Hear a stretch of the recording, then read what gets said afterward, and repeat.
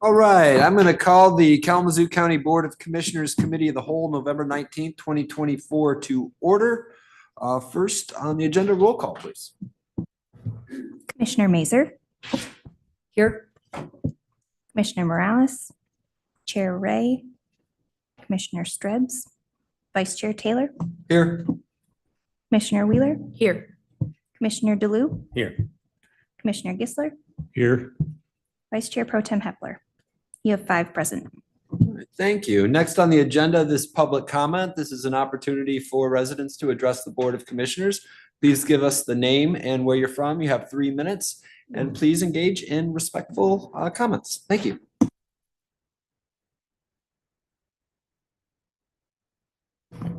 Any members wishing to address do we have any members' hands online?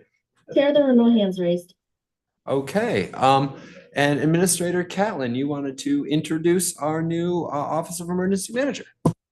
Yes, thank you, Vice Chair. Commissioners, this evening I wanted to provide an introduction to our newly hired Emergency Management Director, Brandy James. So I'd like her to come up and introduce herself to the board, and you may ask questions if you like or not. And anyway, I'll turn it over to Brandy James here in just a moment. Hi, as Administrator Catlin said, my name is Brandy James. I am going to be the new Director of Emergency Management for the county. I am coming from the City of Kalamazoo Emergency Management, where I've been there for 2.5 years. But I do have 25 years of experience in law enforcement and emergency management. Prior to coming to Kalamazoo, I was the Director of Homeland Security and Emergency Management for the Livingston Parish Emergency Management Office. And prior to that, I was with state police in Louisiana doing counterterrorism intelligence. So that's my background to put me in this role, hopefully, that I can use that to serve my fellow coworkers in the county and the citizens of the county. And I just really appreciate the opportunity to work with everyone. And like I said, to serve not only the community, but all of our stakeholders, both internally and externally. So thank you. Good. All right. Thank you. I have one question. Yes. Yes, sir. Seen your name written yet. You start with an I or what? With an I. There's a lot of that going around. I had a previous coworker who used to call me Brandi, so he'd remember. That are I. Ah, okay. Yes. Yes. Mine is more of a comment. Well, first off, welcome aboard and thank you for joining us. And my comment is towards our administrator, actually. I think your experience with this in the city of Kalamazoo is going to make a good impact in leveraging within the county. So kudos to Kevin for getting you on board. I think yes, thank you. I appreciate it. Thank you. All right. Okay. Thank you so much. Right. The next item on the agenda is public comment time. Oh, sorry, we did that. So next we have an interview for the Land Bank Authority.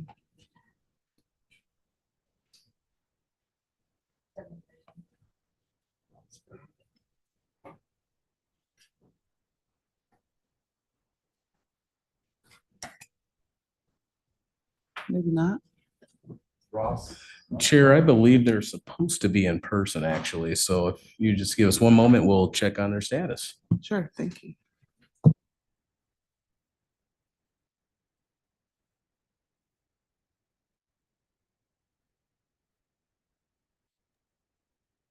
I have brought the applicant over. Hello.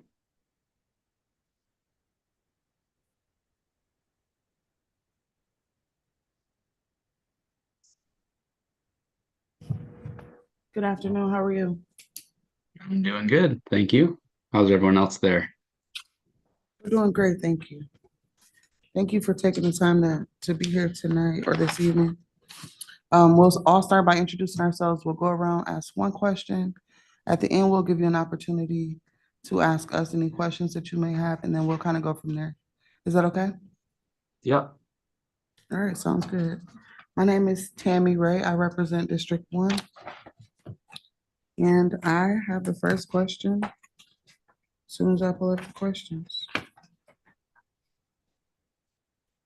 I think I know it by heart, but I don't know. I got it. Thank you. What do you know about this advisory board and why are you interested in serving on it?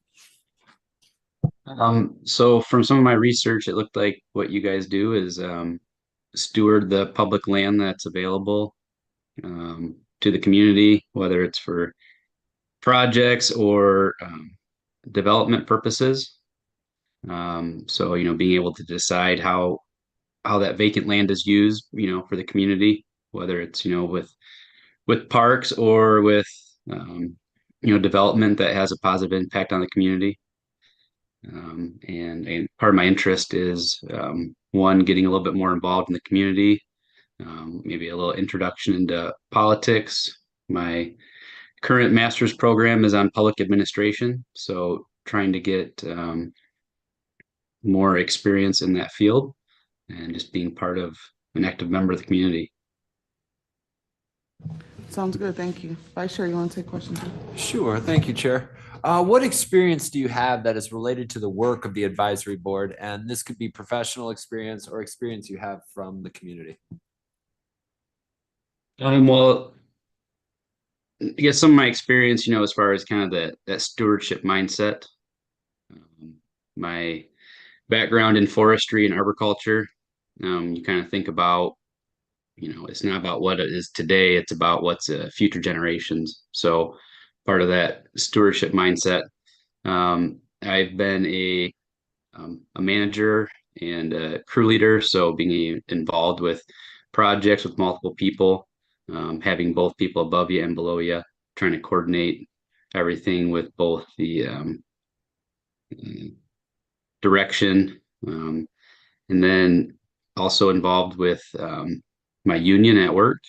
So, I'm involved with meetings with both the bargaining, so understanding, both the university's needs, the union's needs. So as bargaining rep, dealing with a lot of, new issues and how everyone can come together for a compromise that will help everybody, as well as a crew steward. So dealing with conflicts, being able to, professionally deal with conflicts and hear everyone's opinions and views and be able to, come to a decision based on that. So as far as exact experience with this exact role, none, but I have a lot of experiences, a lot of different areas that I think would give me a good foundation.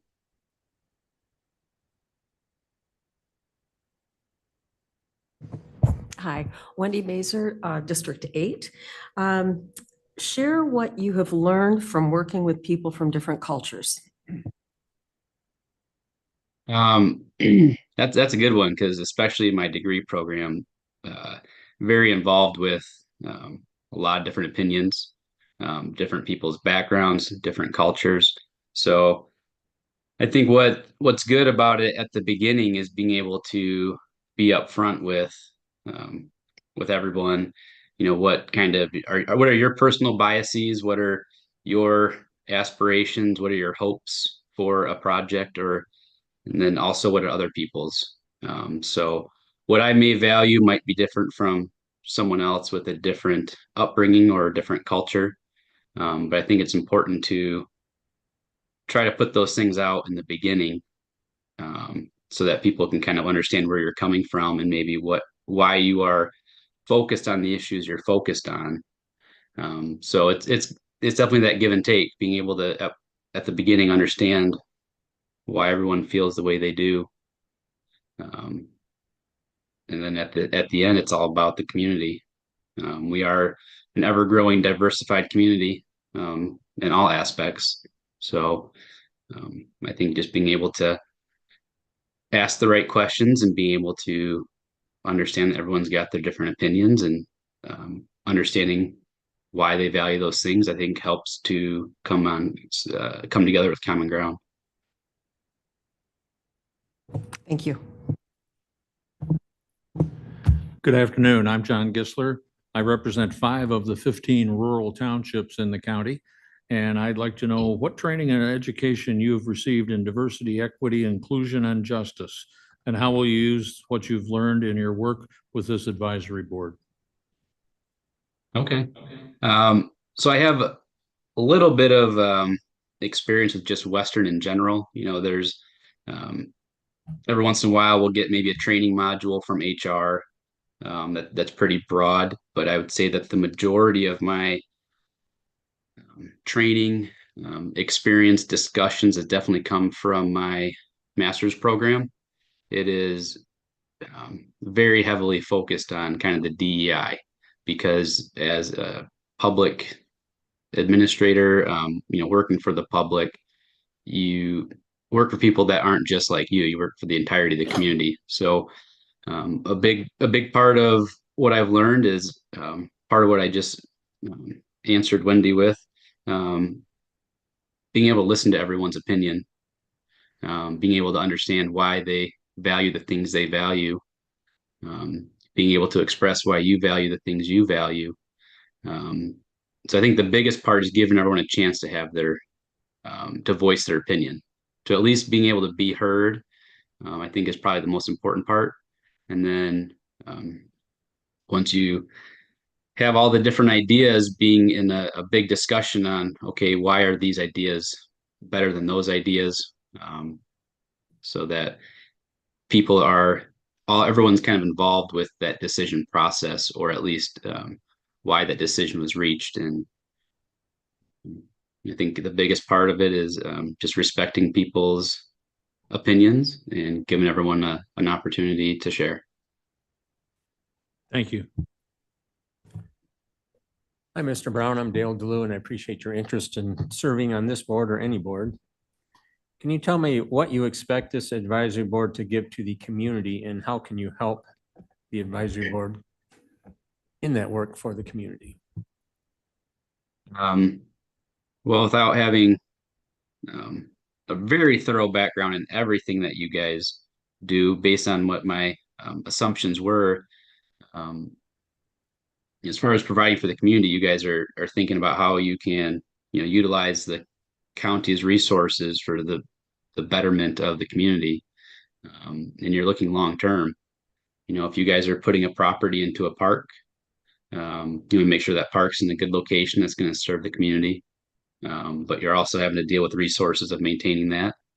If you guys want to, utilize land for, low income housing, and how that's going to be a benefit to the community to allow people to have a nice home or a place that they can rent that's not going to take all their money. So I think a big part of it is going to be that stewardship of community resources for the betterment of the community, for the long term. I don't see this board as a place that's trying to sell land to the richest developer to try to make this program profitable. I see it as a way of really community enrichment, and for the betterment in the community. And I think that for me, with that forestry and arboriculture stewardship mindset, what we do now, you might not see the results for many years. And what you do can still have positive or negative implications several generations out. So having the foresight to know what needs to be done and how it can have a positive impact for a lasting time. Very good. Thank Hi, I'm Abigail Wheeler. I represent District 4. My question for you tonight is, what are 3 things that a member of this advisory board should consider? I guess one thing is going to be community benefit, making sure that whatever decision is made would truly benefit the most amount of people. Especially a lot of this stuff is location based. So making sure that the decision benefits the people that are near where this activity is going to take place. Could you repeat that question one more time for me? Yeah, of course. What are three things that a member of this advisory board, what should they consider? I guess the other one's going to be what maybe their personal goals are. If you're someone that is here for the wrong reason, you may not be making the best decisions. So I think someone definitely needs to, consider if they have a servant's heart. You know, you're not joining this to make money. You're not joining this to give your buddy developer good deals. So that's a big thing is making sure that you are here for the right reasons, and then a big part of it's going to be maybe ethical decisions.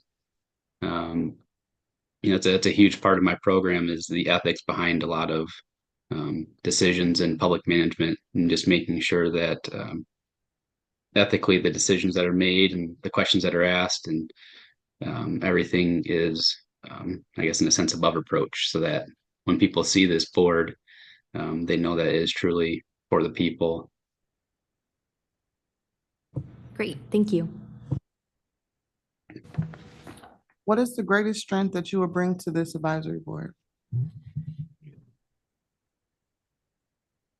I think I have some unique perspectives. I'm pretty blue collar person. I been working with my hands pretty much my whole life. So as far as being able to relate to a large portion of our constituents, kind of being more down to earth with that. Also, with my college education, I feel like I also am very well versed and able to talk with people that are also educated with the college degrees. So I feel like I can kind of sometimes be a bridge. A lot of the people I work with currently have not been to college, and then a lot of supervisors and managers have. So I can feel like sometimes I can be a bridge between both parties to be able to explain things or be a mediary. Also, I think my approach with that forestry mindset, you're looking at you're only here for a short amount of time. So how can you make the biggest impact of stewardship for your community in the time that you're given? Thank you. Thank you. Are you available for the meeting dates, times associated with this advisory board authority? I'm not familiar with what those are, so. It's Thursday morning. I believe it is the second Thursday of the month. It's usually a Thursday morning at 8:30 a.m. I think it's the second one. I don't have my calendar on me. I guess, to be honest, that time is potentially a conflict for me, as my full-time job is from 6 a.m. to 2:30 p.m. Monday through Friday. We do have two break periods per day. My break's at 9. I guess part of it would be what the length of meetings are. Yeah, they're usually about an hour and a half to 2.5 hours long, from 8:30 till they go to about 10:30, sometimes 11. Okay. Yeah, that's definitely could be a conflict for me with my current job and the time frame there. All right. Thank you for being honest with us. Yeah. Commissioner Mazer. Okay, and one last question. Do you have any questions for us? Well, I think knowing the time frame there, obviously that makes things more challenging. So I guess I'd probably say I don't have many questions if I'm not going to be able to participate in the meetings that you guys need someone to participate in. That probably excludes myself. I've got a question for you, Ross. You seem fairly knowledgeable, and I appreciate your commitment to public service. If there's another board or advisory board that you would be willing to serve on, would you be amenable to us forwarding stuff that meets maybe after 3 o'clock in the afternoon or something of that nature?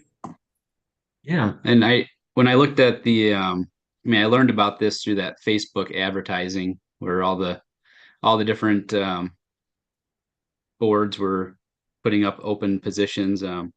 This is just one I think that I felt like I had more maybe a little more interest in. But like I said, I do think getting more experience in public service is important, especially as I'm wrapping up my graduate program. So yeah, if there's a board that meets later on, I definitely would be worth looking into. All right, thank you so much for your time. Thank you. Have a good day. You too.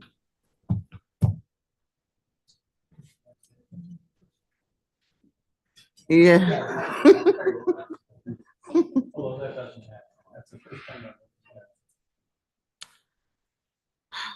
All right, next up, we have an interview for the Central County Transportation Authority. Is that one in person or virtual? Do you know? Supposed to be Nice. in person.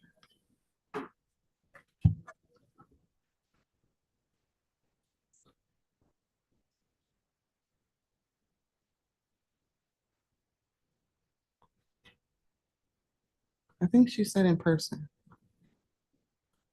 I'm not sure, I didn't hear, but I read the screen. Yes, she's supposed to be in person. I'm reaching out to her right now. Thank you.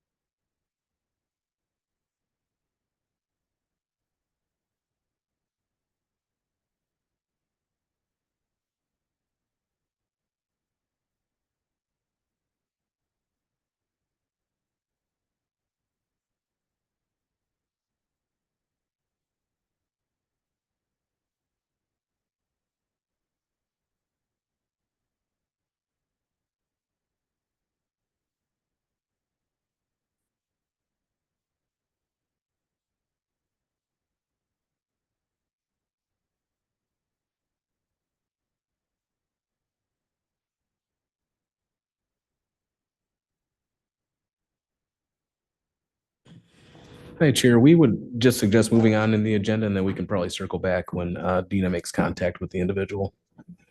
Sounds good, thank you.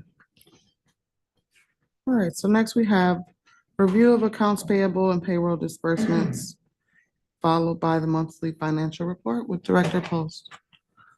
Welcome, good evening. Good afternoon, Chair, Vice Chair, Commissioners.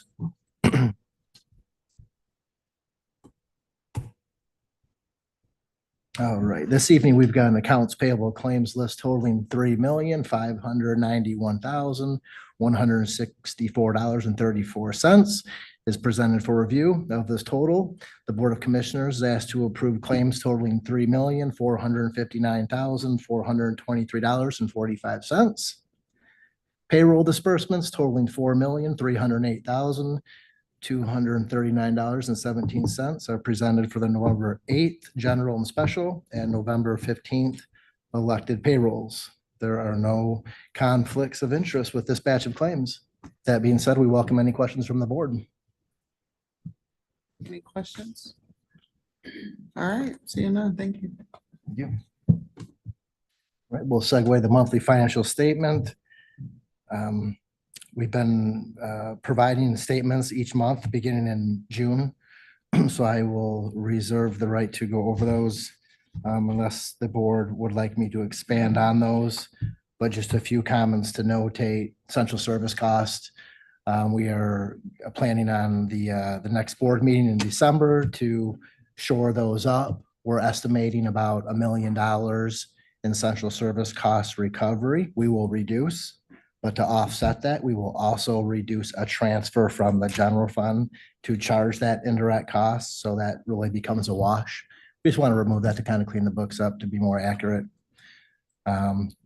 Notating the investments from the treasurer's office stands out in a very positive fashion. So kudos to the treasurer's office. Final comment would be that we did perform the year-end salary pool analysis, and that was approved at the last board meeting. And we're going to go back and revisit what we projected now that we've had about 2, maybe 3 more payrolls since we did those initial projections. But it looks like we will find ourselves in a very similar situation in 2024 that we did in 2023. So with that being said, I welcome any questions from the board. Vice Chair. Couple of comments. Thank you. I can't tell you how much I appreciate this report because it really gives us a guideline. I agree with your assessment that we'll be very similar in 2024 as we were in 2023. Probably a slightly less on the expenditure side, and I think we did a little bit better job on the revenue side as well. But I mean, you're trimming it from 13 to probably 9, would be my guess. On the other note, one of the things that we could do, and I don't know if you had discussed this or talked about it, but the CIP and the capital improvement projects that were coming in and that we're budgeting for, is there anticipation of adjusting the 2024 budget to use those, additional revenues or less expenditures or whatever it is that surplus to go towards a capital improvement? And then would that be part of the 2024 budget amendment, or would that just be in 2025 moving forward? Great question.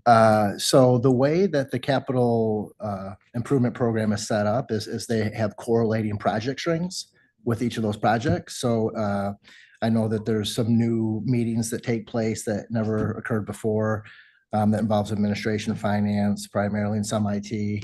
We're reviewing these a little bit more, but really the way that the project strings work are if they were approved in 22, 23, 24, for example, those hang out there until the funding is repurposed. I do know that the 22 projects have been focused on to kind of get those completed. The 23, same story. I think with 24, those will kind of hang out there, is reserved with that budgeted project string until notified from the Board of Commissioners. Okay, I guess to kind of clarify that question, I guess a little bit.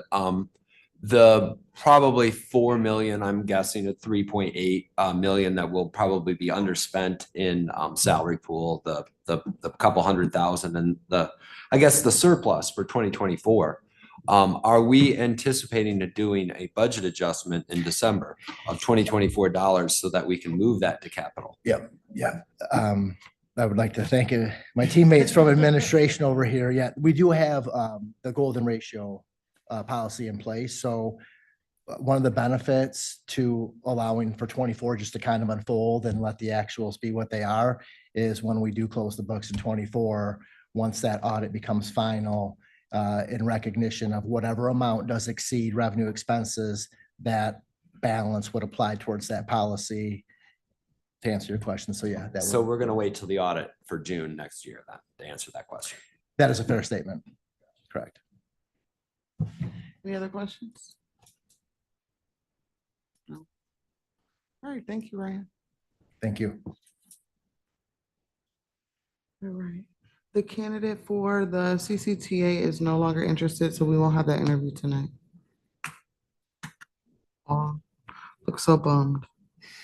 So next is our monthly investment report from the Chief Deputy Treasurer, Tyler White.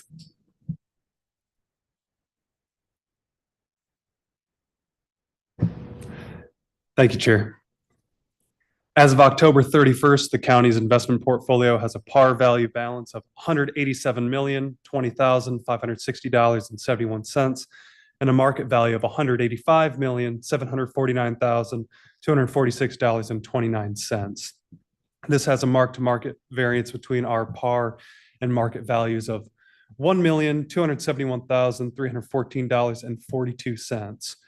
Note that this is a loss in our market value of $791,938.61 from September. I do want to note that our mark-to-market variance will only impact our bottom line. If we were to liquidate our portfolio, our strategy is to hold assets until maturity and not have any realized losses. This market value adjustment was not a surprise to our office, and it gets us more in line with where we typically are at this point in the year. Note that for the month of October, our portfolio earned $756,712.76 on an average daily balance of $193,554,906.58. This has an effective rate of return on the county's investments of 4.6%. This rate of return is inclusive of all realized gains and losses on sales and maturities, as well as amortization of investment premiums and discounts. I'd also like to point out that the higher average daily portfolio balance is based on investment of tax dollars as we've been getting them. Through October, that's where the bulk of our county general fund dollars are being received. We have been investing those as we've gotten them. I would also like to point out that that balance will decrease as we end up spending those funds as we pay down all of our ongoing expenses throughout the course of the year. That said, our year-to-date earnings, also inclusive of all amortization, realized gains and losses, totals $5,924,296.98. And of the $5.92 million we've earned this year to date, $3,696,105.44 relates to general fund and budget stabilization investment pools. If we assume the rest of the year follows a similar trend of January through October, we're on track to earn $7.1 million for the year. And with our inflation updates, inflation over the last 12 months, as of October 31st, was 2.6%, up from 2.4% in September, according to the Bureau of Labor and Statistics. This increase doesn't appear to be seasonal in nature, based on consumer price index reports over the last 10 years. But our 4.6% rate of return is higher than inflation. We experienced a 2% net gain in purchasing power during October, and inflation for the month was spread across the following categories. Food was up 2.1%, energy commodities or fuel down 12.4%, energy service for utilities was up 4%, of which electricity was 4.5%, gas was 2%, shelter up 4.9%, transportation services up 8.2%, medical services up 3.8%, and other commodities, so vehicles, apparel, and medical commodities down 1%. A lot of numbers, but I'd be happy to take any questions any of y'all might have.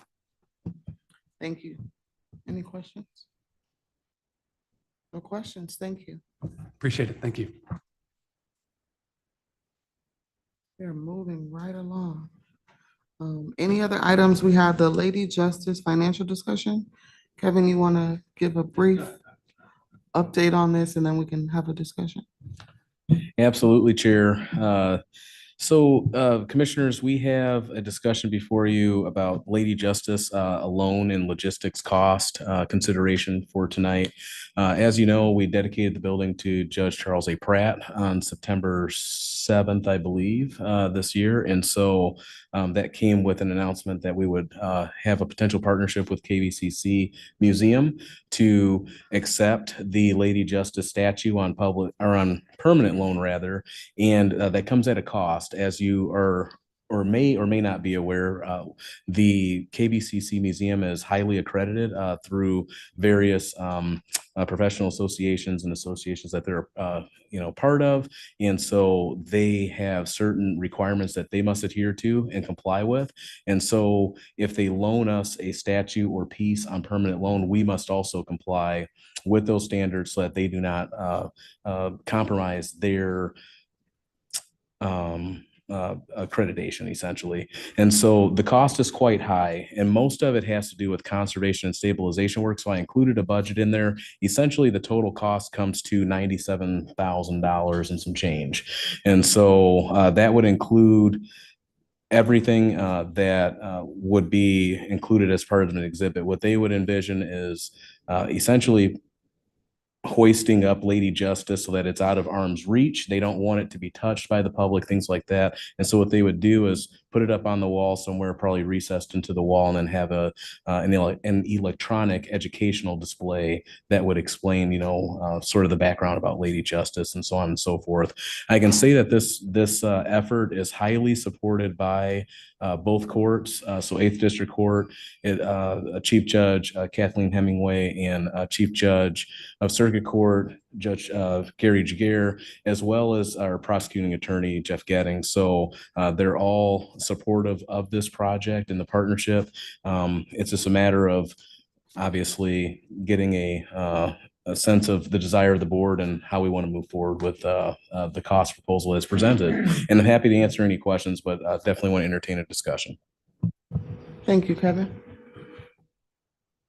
Commissioner Dulu? Is this a one-time cost or are there continuing costs associated with it? That is an excellent question. So there are continuing costs. So this one-time 97,000, that is about a one-time cost, but there are some maintenance costs, and the museum prefers that they conduct the maintenance and not our buildings and grounds or anything like that, so that they can ensure that the standards are adhered to through their accreditation or through their through the accreditation process. They told me the cost will be around $5,000 to $10,000 a year, although they said it'll likely hover around the $5,000 range. Exigent circumstances would require $10,000. So between $5,000 and $10,000 per year once this is installed. Thank you. Vice Chair? Commissioner Gessler? Thank you, Chair. 97 grand seems like a chunk, especially when it's from a taxpayer-supported institution anyway. I'm going to have to hear more discussion about this. Right now, I'm coming down on the side of, wow, let's not bother with that. And if we do go forward with it, and they're talking about 5 to 10 for maintenance, boy, I'd want to see Lou work his fanny off getting that written into a contract. And are we going to pay the insurance in case somebody goes in there and defaces it or something? I'm not ready to sign on to that just yet. Thank you. Yeah, I kind of am in similar sort of thought as Commissioner Gessler is on this. One of the things I think this would be a great, why don't maybe we put 25 or 50% down and then say go privately fundraise the other 50%. The judges and the prosecutor can do that. I'd have a hard time spending $100,000 of taxpayer money to move a statue that we originally gave them a number of years back before anyway. I'm leaning towards no on this, but if we can come up with a way to get some, maybe a public-private partnership, maybe we put in a little bit and they privately fund the others, I'd be more amenable to that. I agree with that. Any other discussion? All right.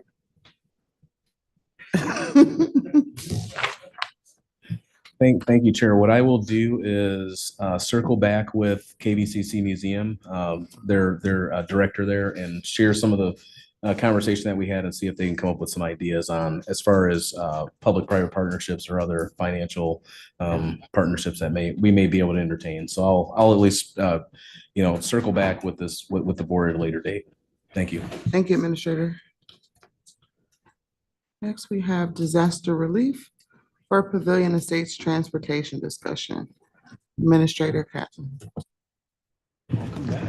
Yes, thank you, Chair and Board. Yeah, we are just plugging away tonight. So this evening, just give you a brief overview. As you know, the board allocated funding to municipalities or that sustained damage during the May 7 tornado. That was Texas Township or Texas Charter Township, Pavilion Charter Township, and City of Portage. City of Portage already submitted their reimbursement request of the 250,000, so we processed that. Texas Charter Township did as well, so we processed theirs, although they did not use their full balance. I believe their balance their award was like 96,000, or I'm sorry, their reimbursement request was 96,000, but they were awarded 130,000. Pavilion Charter Township was awarded 150,000. However, they only had, and I checked with Supervisor John Speeder, they only had it was a little less than $10,000 of eligible activity to support cleanup efforts within their township. If you recall, most of the damage was sustained at a private development of Pavilion Estates. And so I've asked the supervisor if they would like to leverage funding to help that development, and they were adamant that they did not want to do that. And so that funding needs to, at this point, be reallocated to support some sort of effort, whether it's ARPA related and/or disaster relief related for the county. And so I was meeting with off and on with various partners, whether it was with the city of Portage and or our state legislators, including one of our commissioners, which is Commissioner Strebs, about a need within that specific portion of the county Pavilion Estates. And one of the needs that rose to the top was transportation. There are a lot of individuals that lost their vehicles or they just don't have the funding to pay for their deductible to repair their vehicle. And so transportation rose to the top as a need for those residents. And so we were working with Metro Transit, and they've come up with a proposal to leverage the remaining balance of Pavilion Charter Township disaster relief funding to support transportation efforts within that area. As you may or may not know, Pavilion Charter Township actually opted out of the CCTA, so there's currently no bus service there. However, Metro Transit can step up with this funding, about $140,000 worth of funding, to offer a fixed bus route so they can pilot that and then share data with Pavilion Charter Township to see if they eventually want to opt into the CCTA. And then they also can offer Metro Link services, which is kind of like that Uber service as well. And so they can kind of draw down on that balance over time. And then those services would be free of charge to those residents in Pavilion Estates so that they can make time to obviously go to work, take kids to school, so that way they're not missing work and then can't pay rent, things like that. So that's kind of the gist of this request, is to partner with Metro. So utilize that remaining balance of the Pavilion Charter Township disaster relief funding and essentially give that to Metro Transit to offer transportation services. And I'm happy to answer additional questions about this request. Thank you, Administrator. Commissioner DeLu. And how much time does 140,000 get us? That's a good question. That's something I did not understand. I don't believe that Executive Director McBride had any information on that, but I can ask him that question. I believe that he thought that it would stretch pretty far, though. It wouldn't be something that would be offered for a month. I believe he thought it could go fairly far. Yeah, but I can clarify that for this board. Commissioner Strebs. Thank you, Chair, and thank you, Administrator, for your effort on these dialogues. The recommendation, from my understanding and within the packet, that I thought the fixed route was not recommended and costing was not developed for that at this time. There were other approaches that they did recommend, including the Metro Connect, travel training to help people in the development know how to use the system, and then Metro Link, which is that first mile, last mile on-demand service to connect people. I also see from the detail provided to us, the Metro Link, they believe the funding would be 65,000 for that, and it would take us through the December 31st of 2025. And I think that's the part that they were piloting expansion of Metrolink, look at how the utilization there goes. Travel training, they estimated a cost of about 3,000.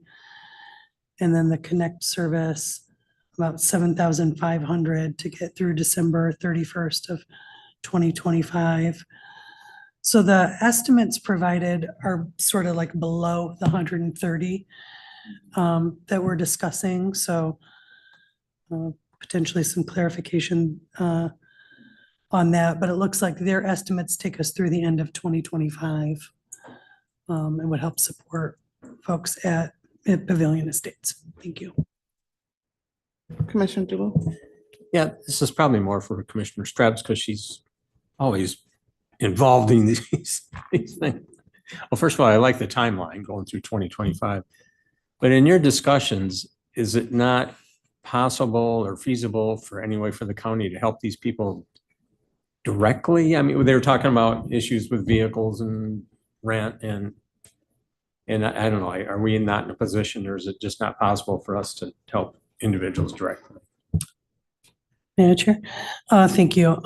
That's a good question and one that I work to explore too. So we certainly made some allocations that went to the United Way to help directly support people, but the funding ended up allocated more towards specifically housing costs and not transportation costs. We had a lot of ongoing dialogue around what were the barriers to supporting transportation directly. There were some allocations that ended up being made by United Way to other community-based organizations, like Hope Through Navigation, that had some opportunity to be a little bit more flexible with the resources. But in the end, there's still a pretty significant need. This is a high poverty area that suffered a lot of damage. And it's really one that should have access probably to public transit for the community that lives there. But the local government is just not included in the broader transit plan right now. So we wanted to support Pavilion Township and the people impacted there. The government didn't see a way to utilize the funding that we had offered with that matching sort of requirement. So this would be a way for us to directly impact the issues. For county government, we can't give money directly to an individual. We're prohibited from doing that directly, but we can do it through sort of an outside organization can make awards, but this was a way that we could approach the transportation issues. Thank you. I appreciate that. Vice Chair. Yeah, thank you very much. And thank you for putting the work into this. I have a question about, other municipalities or other townships that have opted out or opted in. For instance, if they've opted in all their precincts, but maybe not all their precincts actually are in the bus system. Have there been discussions with other townships are we going to get into a slippery slope type situation with this or? So Vice Chair, yeah, let me clarify. I was able to locate an email, so I appreciate Commissioner Strebs pointing out, the timeline it is in the packet. Anyway, and then so number 4 on the proposal, it is not recommended. So piloting the fixed route service is not recommended at this time, and I think there's for various reasons. And however, they are opted out of and it's because they aren't within apparently the CCTA boundaries. So that's a whole different discussion, I believe, that their board needs to have. But nonetheless, they are not recommending piloting that service at this time. Well, the CCTA board boundaries are decided by the individual municipalities. The individual townships decide which precincts or which are going to opt in and opt out.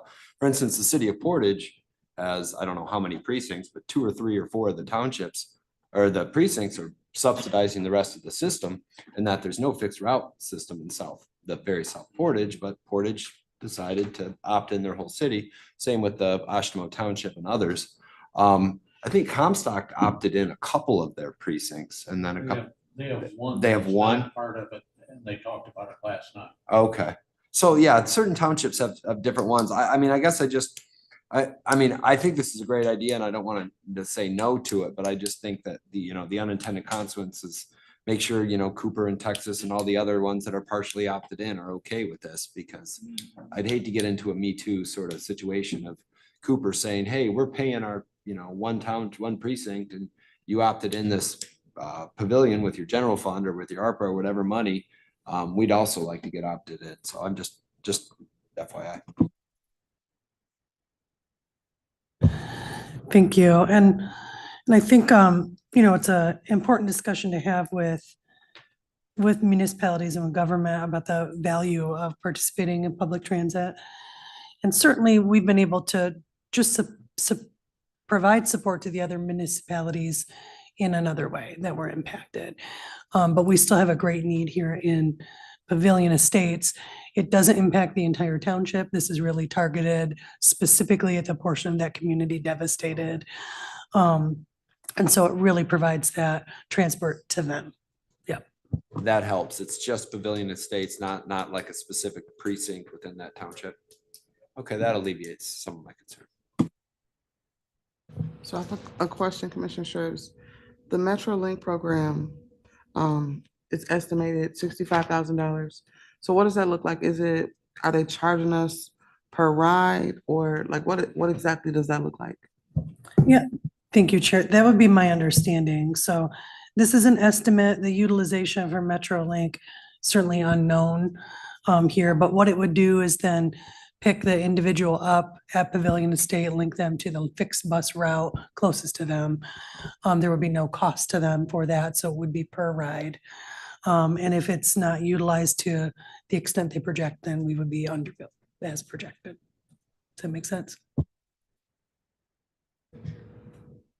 Chair, thank you. So this was you asked a very good question, because this is something that I believe actually at one point Commissioner Strebs asked. So I did receive an answer from Executive Director McBride about this. So MetroLink is a new service, so it's similar to Uber in a lot of respects. But since it's a new program, they don't want to arbitrarily influence ridership in the program too much with just offering free rides.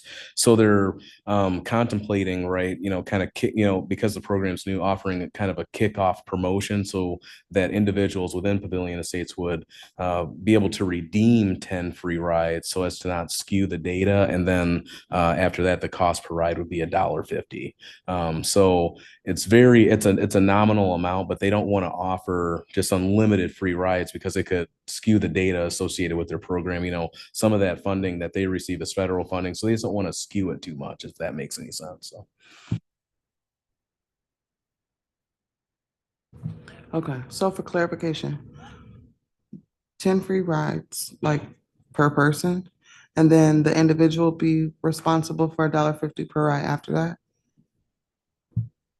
Yes, that's what it sounds like. And then he did indicate that they might be able to entertain within that program an additional voucher from from $500 to $1,000. So it's all still kind of being contemplated, but they could offer the 10 free rides and then essentially offer vouchers of between $500 and $1,000. And then after that, they definitely would have to pay the $1.50 out of their own pocket. Okay. Commissioner. The other service that is offered beyond the link, which would take them to the fixed route service, is the Metro Connect. And that's a door-to-door service that most people associate as being for people with disabilities or seniors, but it is available to anyone. And those fares would be free of charge to the residents in Pavilion. They need a little bit more pre-planning, so you have to call and schedule sort of ahead of time. Those would normally cost $12 per ride, but they would be covered in the cost, and they estimate they could cover about 600 of those rides with the funding they've requested. And how much is that? $7,500.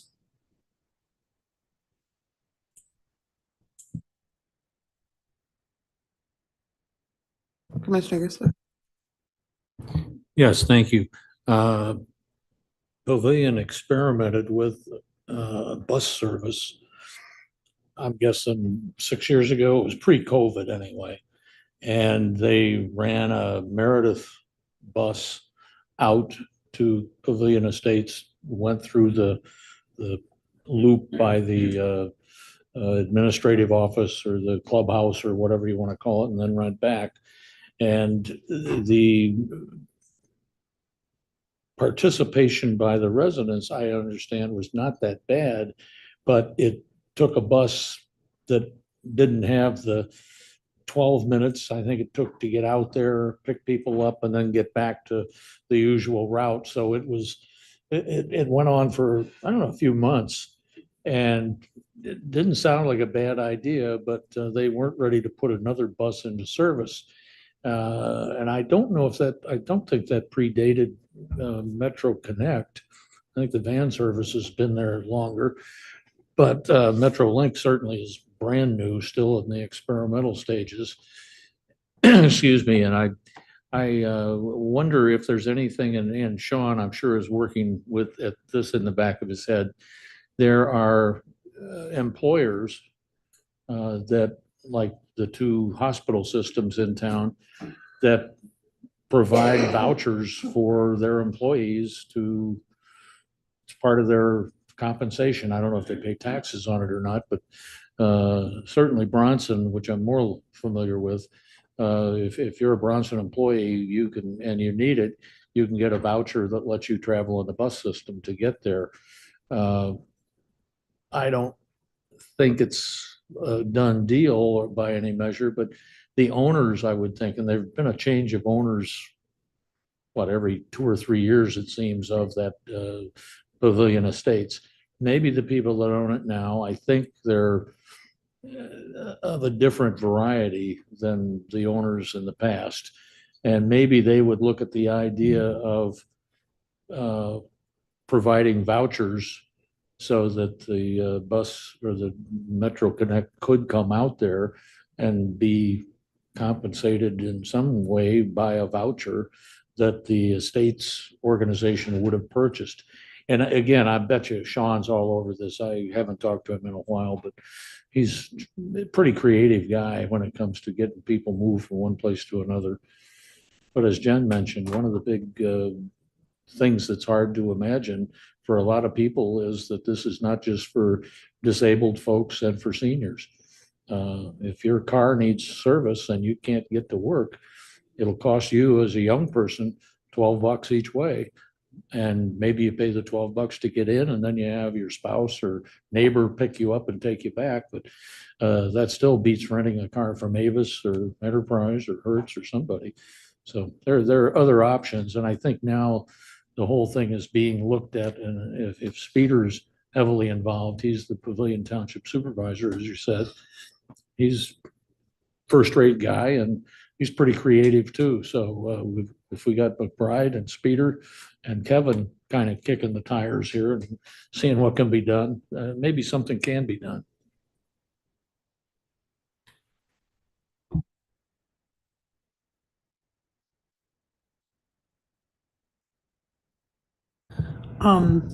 Just to clarify and appreciate Commissioner Gisler's comments. When approached, Director McBride thought through this as a possible solution for them. So this is something that, he dug into and thought through and sort of looked at the situation and gave some costing to us. So he has been involved, just to clarify.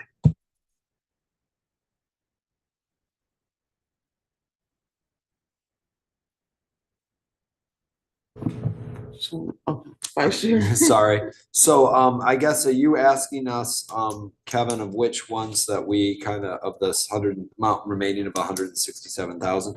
You've got a United Way pending ask of 75,000 in here. Trying to look through. Maybe I might be on the wrong. I'm on the wrong one. I'm sorry. I'm on the next. I'm the one right below it. No, I'm not. $167,000. Yeah, that's the next one. But it's on here for, I guess my civic clerk is messed up. Yeah, user here. Yeah. Okay.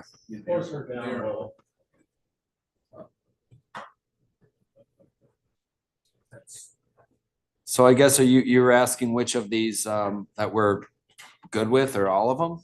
Is that what you're? Yeah, essentially, I just want to ensure that we have time, and I'll kind of go through this also. I sent an email just about ARPA in general that we have to kind of take care of, but yeah, we need to reallocate this balance from the disaster relief towards something. And this is a way that we could still support disaster relief to Pavilion Estates that was affected. And so that way, in the spirit of that disaster relief, it could be shifted to Metro to help on the transportation side, so that that entire balance could be leveraged by Metro to offer a service there. Well, smarter people have worked on this than me. I'm not gonna, certainly not gonna stand in the way of it. I would like to get, like, maybe in 6, 8 months, a report of just what the user, how many people are actually utilizing this. And this allocation has to be completed by the end of the year, right? That is correct. Or it all So goes poof. that's correct. And we only have until December 19th at that point, because our second meeting in December is December 19th, unless we have a special meeting. So, and that's not likely considering the the holidays. So.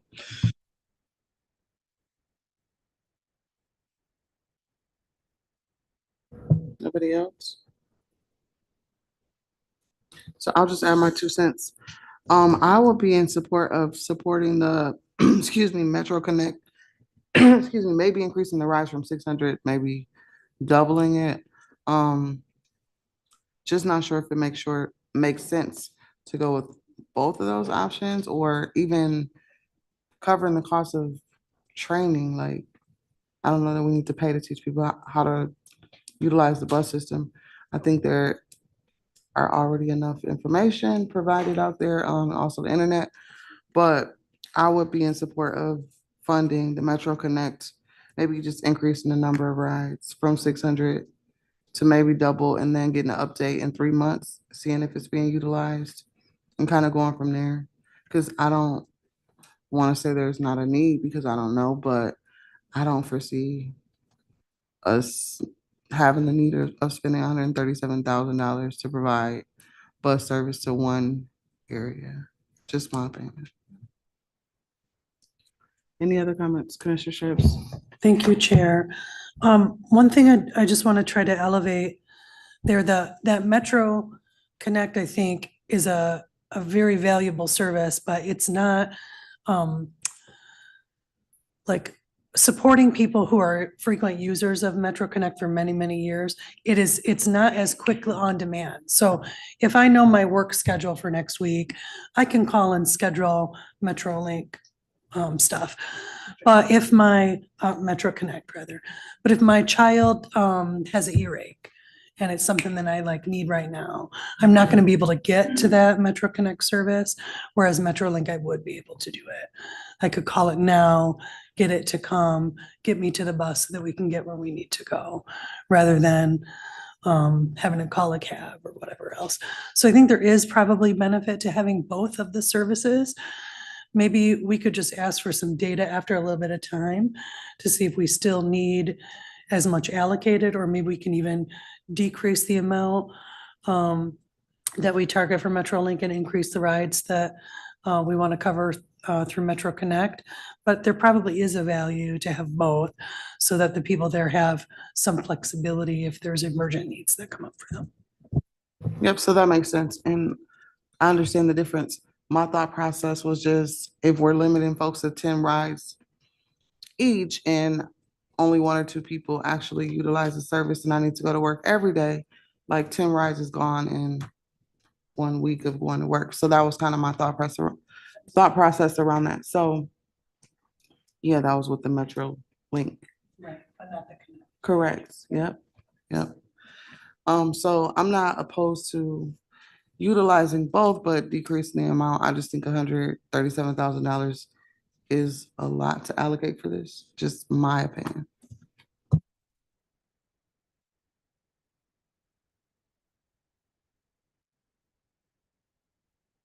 All right, seeing no other discussion, I guess we will move. Kevin, do you have? Okay. To the discussion on financial support for owner occupied repairs at Pavilion Estates.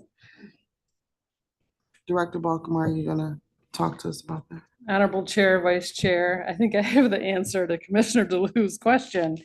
So Willa and I were asked to help in the ongoing needs of Pavilion Estates.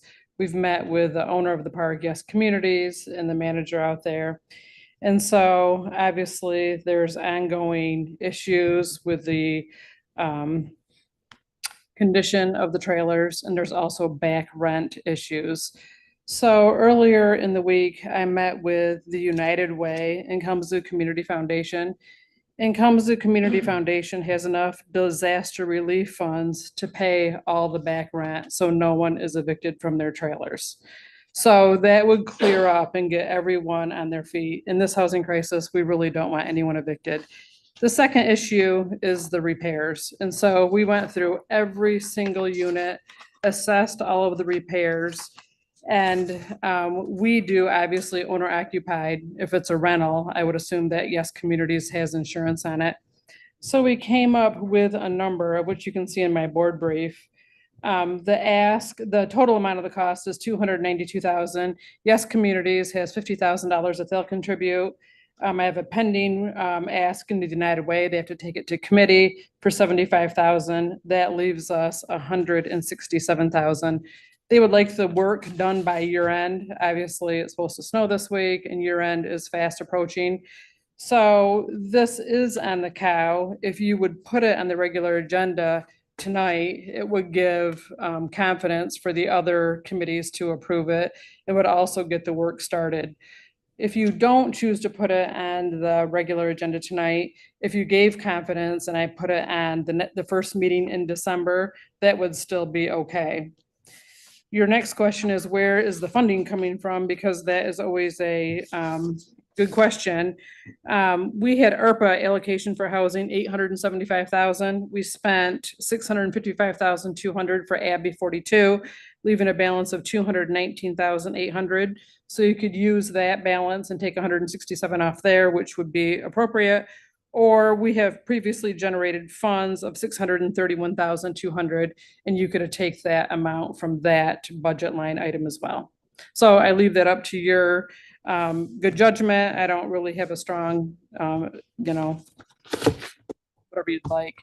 And if you would be willing to put it on the agenda tonight, it would be good, but if not, just give me direction so I can put it on the first agenda in December, so we can get the repairs taken care of and really stabilize the park. A couple of quick questions. Has there been any assessment of any of the damage done in the homes in Portage or Texas Township? I was asked to go help out in Pavilion, me and Willa. I have not been asked by any other group, and so I'm bringing this forth based upon an ask that came to housing directly. Okay. Okay. I wasn't aware that we had asked that, but that's fine. I guess if we were going to do the cost allocation, I would much rather it, if this is something that we decide to do, come from the ARPA dollars as opposed to the previously generated funds. I think the previously generated funds, we could use that as a board to decide and dictate, if we see another housing project or something that didn't make the portal or something that's coming through that kind of in between portal stages or something that's a directive of this board. I'd rather see it go towards that as the ARPA dollars. I'm a little bit skittish to provide, we're doing transportation in Pavilion. We're doing a lot for Pavilion Estates. I have to go back to my city in Portage and tell them that, that we're doing this and this and this for Pavilion, and we're not doing this for Texas or for Portage. So it does give me a little bit of pause. That being said, we are at a time deadline with a lot of these ARPA dollars, and it's getting really close to, you can't let the perfect be the enemy of the good. So I'm not gonna stand in the way of this. I would just request or suggest that it come from the ARPA dollars as opposed to the previously generated funds. Vice Chair, Beyond the Storm had money for Portage and Texas Township, but you had to be under a certain AMI, and so they were not getting the applications just because of the income requirements. So there was money to help folks from Beyond the Storm. Oh, I can assure you, there's plenty of places in Portage that are below 120 or 80% of AMI. I mean, we're doing repairs for people that are at 120 and below AMI. So you can make more money than the average person in your community, and you will be receiving funds for home repairs. When you're getting above 100% AMI, it just strikes me as a little bit of a, are we putting our resources to the people that need it and utilize it most? When we get above 120, above 100% AMI and we're at 120% AMI, it gets a little wishy-washy for me. Commissioner Wheeler, and then Commissioner Gisler, and then Commissioner Shreve. Thanks, Chair. I understand where you're coming from, Vice Chair, but we also just heard that Texas Township didn't utilize all of their funds. So, if Pavilion is coming to us and asking for these creative solutions, that's fantastic, but other communities are not. And I don't know if it's because they don't know or they don't need it. But, we can figure it out if they decide to come ask. So that's where I'm coming from. These people are frankly more vulnerable than maybe some of the other communities who were impacted. Nobody in that trailer park is making above 100% AMI. Nobody. So that's kind of where I'm coming from. Thank you, Abby. And that I don't believe is the case in Colony Woods. Yeah, we gave the city of Portage $100,000 for emergency funds, and so they have been helping folks that were hard hit with a tornado. So we did allocate that earlier this year.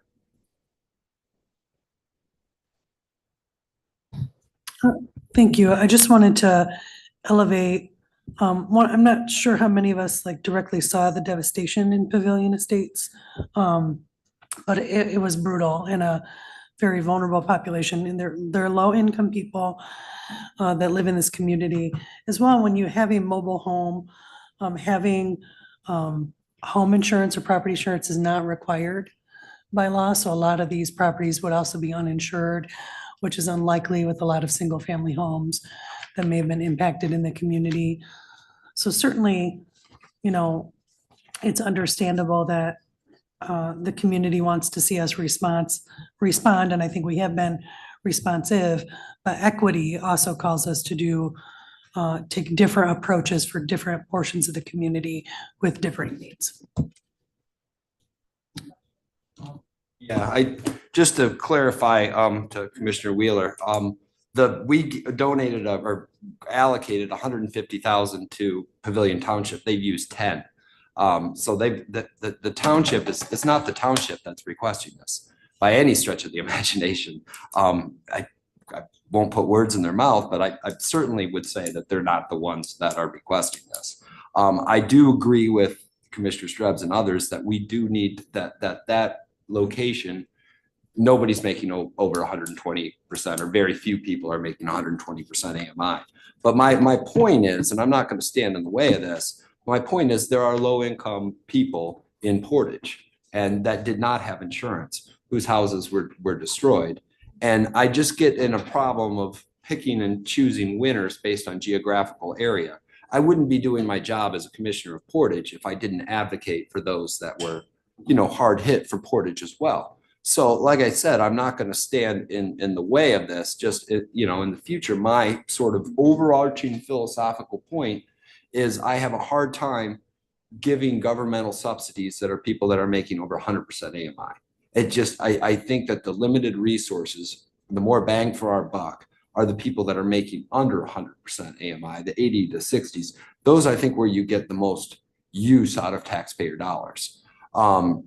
That being said, I'm not going to step in the way of that. I just think in the future, as we sort of put these programs together, that we look more not just in Pavilion Estates or not just in Portage or Colony Woods, but we look at it as a holistic countywide approach of how we can help. And whether it's an application process, it might make it more difficult on your end, Mary, I'm sure it would.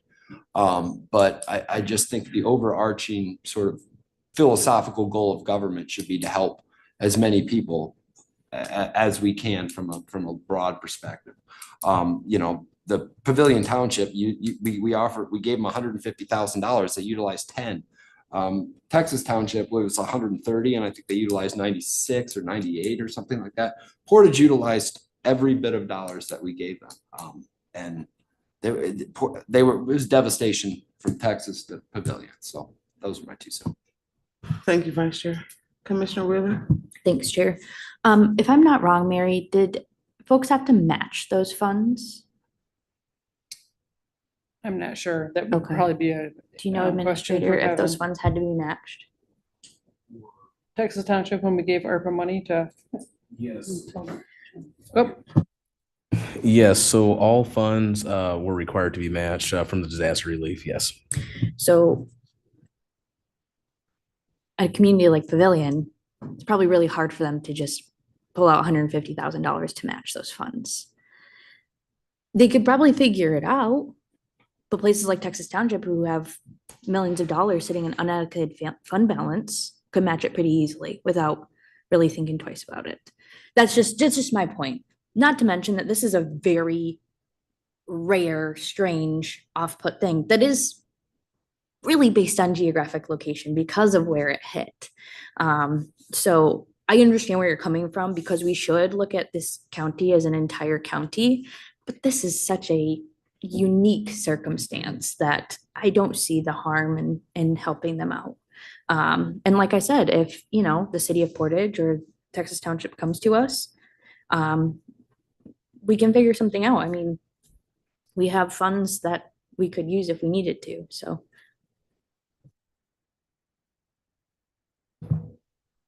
Wait, which one hasn't spoke? Commissioner Mazer and then Commissioner Gisler.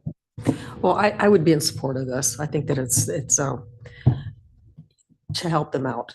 So I would be in support. But I would also like ARPA funds. I'd like that to be ARPA funds. Yeah, thank you, Chair. And Mary, one of your first proposals or thoughts had to do with $167,000 of ARPA funds, correct? And time is running nigh, you know, it's almost on us. And I would hope that maybe we could put this on tonight's agenda, because we may get snow at our next meeting. You know, we're into winter now and we live in Michigan still. So I would like to see this put forward as you described it. And that probably means you're going to have to work with Lou to get a motion together. Lou's good at that. thank you very much. If we put it under new business, the money will be going to South County. They are one of our partners. They have agreed to do the work to income qualified folks. I would anticipate the majority of them are under 100. But since that is a topic of a conversation, I will bring that data back to you. So the money will be going to South County. They're one of our partners in good standing, and then they will dole out the money. So I just wanted to be have that be very clear as well. Okay, sounds good. Thank you So very you're much. gonna work with Lou for the motion for tonight? Absolutely. Thank Okay. you very much. Sounds good. Thank you, Director Baltimore. All right, does someone have a motion for closed session?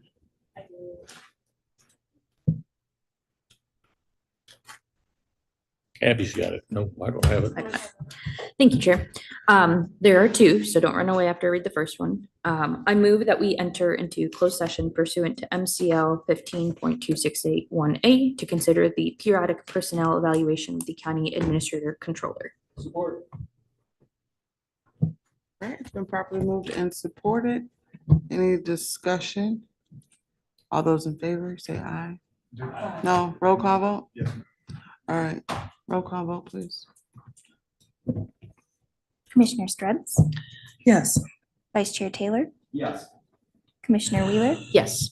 Commissioner DeLu, Yes. Commissioner Gisler, Yes.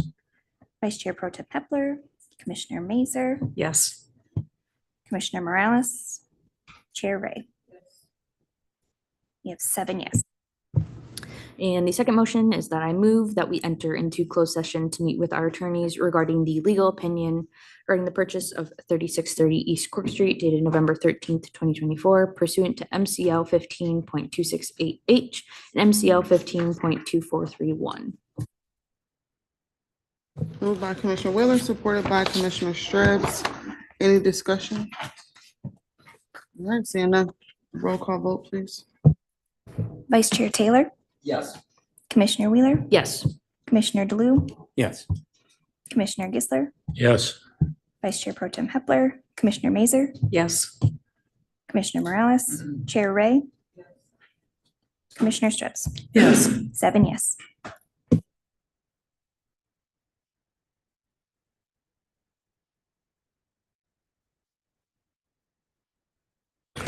Madam Chair, are we adjourned to the call of the chair? I'm sorry. Thank you.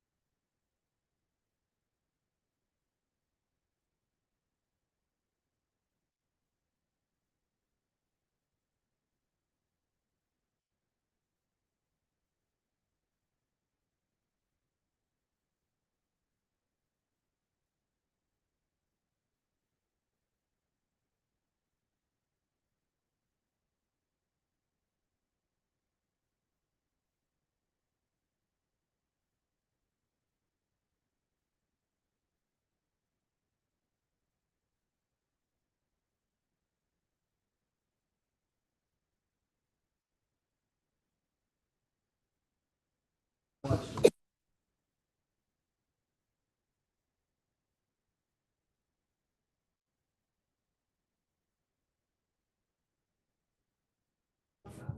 will make a motion to come out of the first closed session.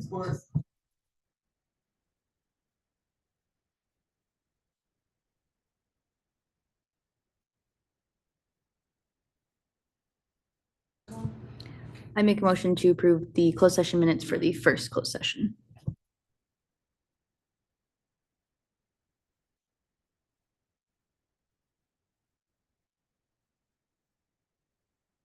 I make a motion to come out of the second closed session.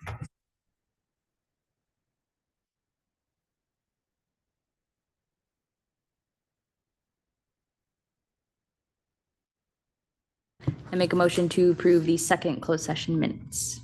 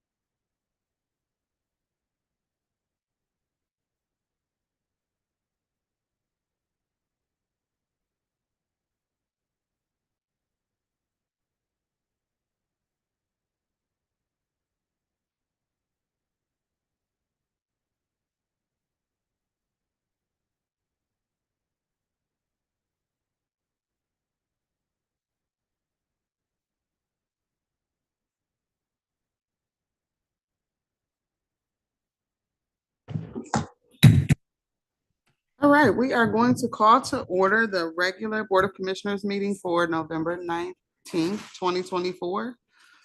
Commissioner DeLu is going to lead us in the invocation, reflection, and the pledge. Just a quick comment rather than a prayer. May our actions be guided by compassion, understanding, and commitment to make our community a better place.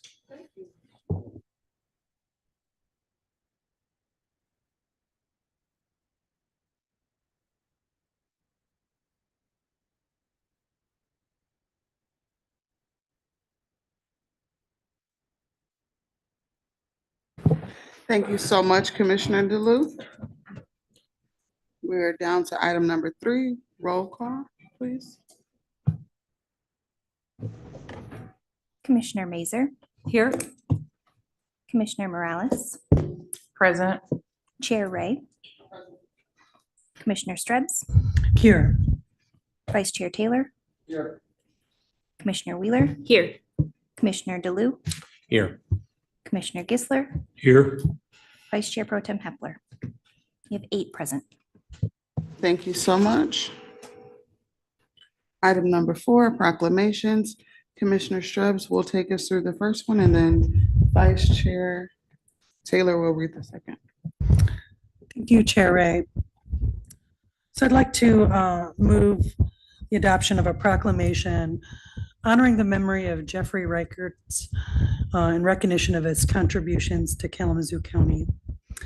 Whereas Kalamazoo County Environmental Health Division and the broader community of Kalamazoo County lost an invaluable and highly esteemed colleague and friend with the passing of groundwater specialist Jeff Reichertz on August 27th, 2024, after a courageous battle with lymphoma.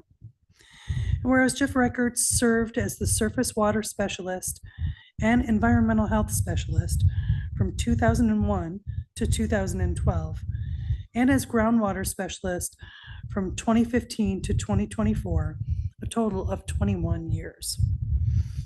And whereas Jeff Reichertz showed outstanding commitment to our community to ensure residents and business owners understood drinking water and helped navigate them through their drinking water concerns. And whereas Jeff Reichertz provided his knowledge in groundwater and GIS during the multiple PFAS emergencies within the Kalamazoo County beginning in 2018. And whereas Jeff Reichertz was awarded the David H.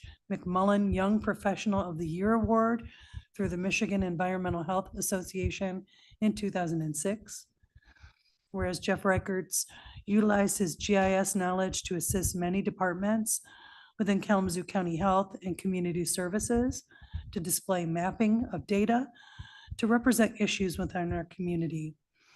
And whereas Jeff Reichertz was a dear friend to his supervisor, Lucas Bowles, as well as many other members of the environmental health, both within Kalamazoo County and at other local health departments, the Michigan Department of Environment, Great Lakes and Energy, and the Michigan Department of Health and Human Services. So now therefore be it resolved that members of the Kalamazoo County Board of Commissioners express their profound appreciation and thanks for the life and service of Jeff Reichertz.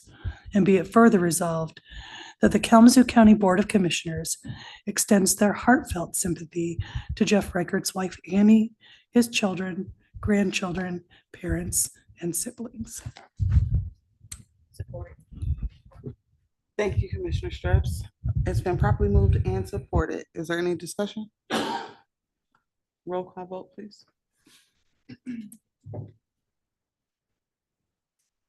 Commissioner Strebs, Yes. Vice Chair Taylor, Yes. Commissioner Wheeler, Yes. Commissioner DeLu, Yes. Commissioner Gisler, Yes. Vice Chair Pro Tem Hepler, Commissioner Mazer, Yes. Commissioner Morales, Yes. Chair Ray. Yes. 8 yes. Thank you.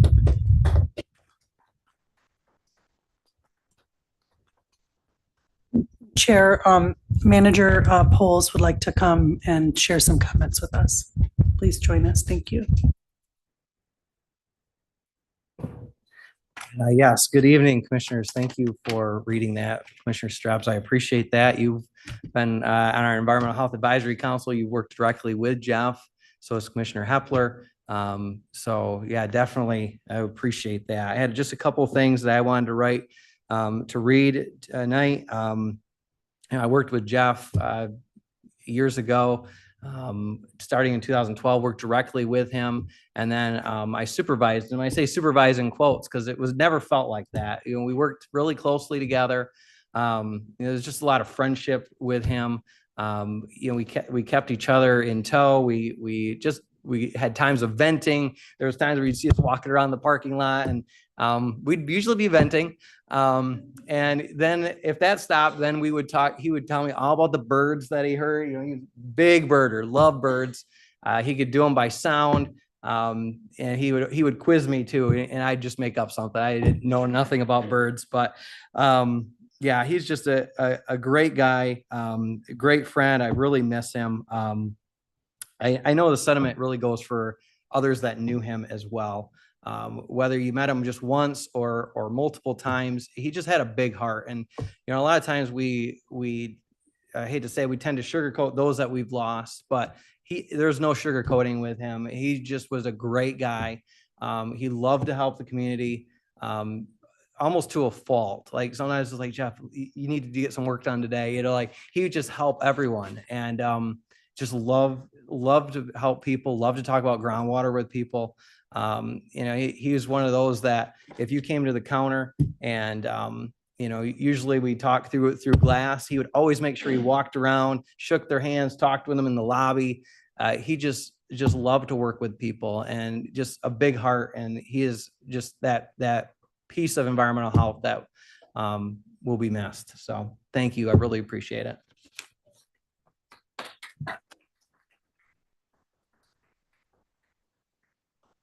Thank you so much. Vice Chair. Thank you, Chair. I will move a proclamation honoring James Kratt as an Eagle Scout recipient.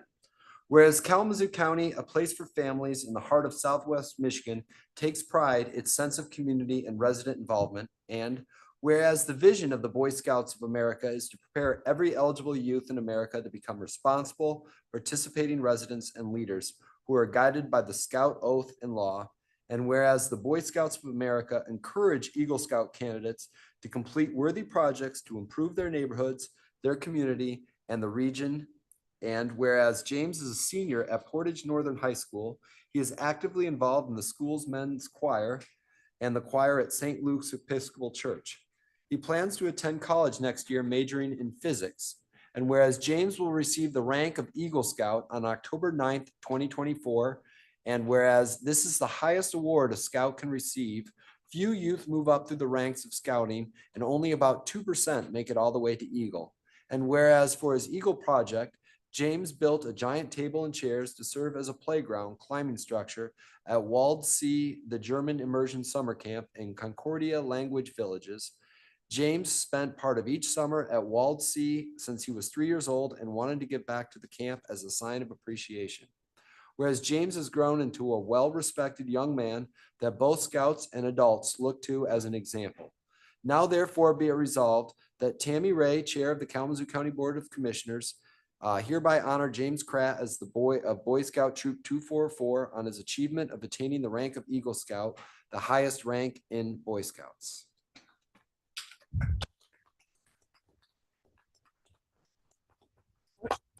Support.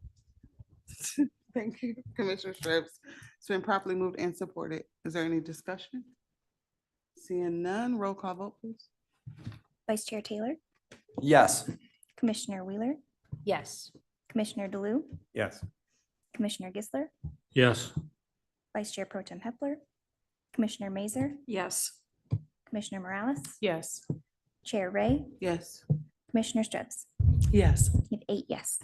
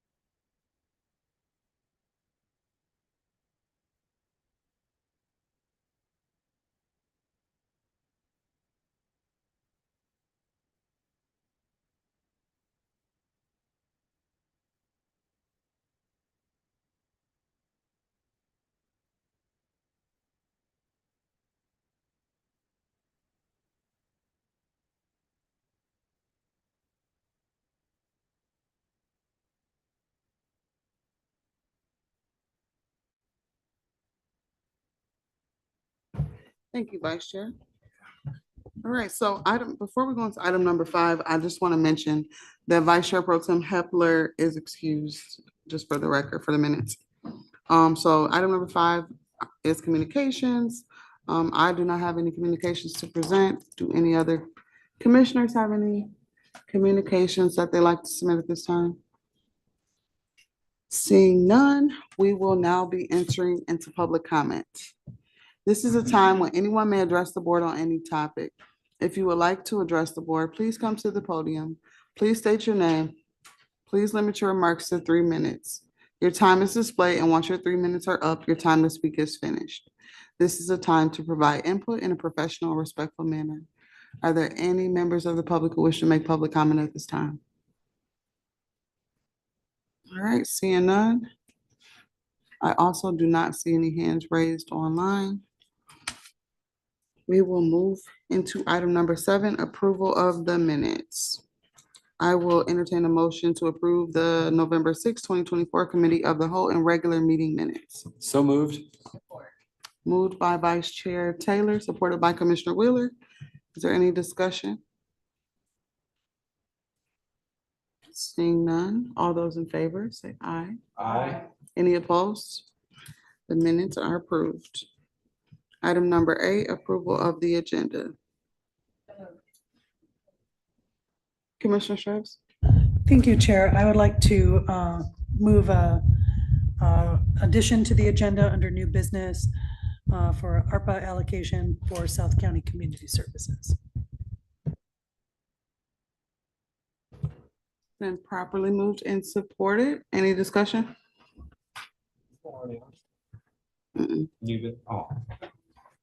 All those in favor? Aye. Any opposed? All right, the motion carries. And we are down to item number 9, consent agenda items. Commissioner Morales, you want to take us through it? Or Commissioner DeLu? Oh, I do forget.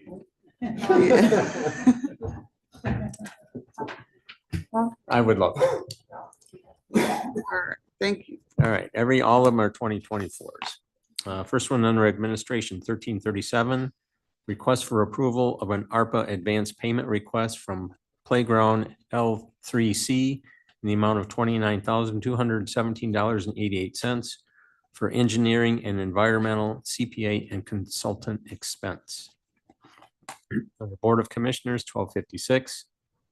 Request for approval of management agreement with Kalamazoo County Convention and Visitors Bureau Incorporated, DBA Discover Kalamazoo.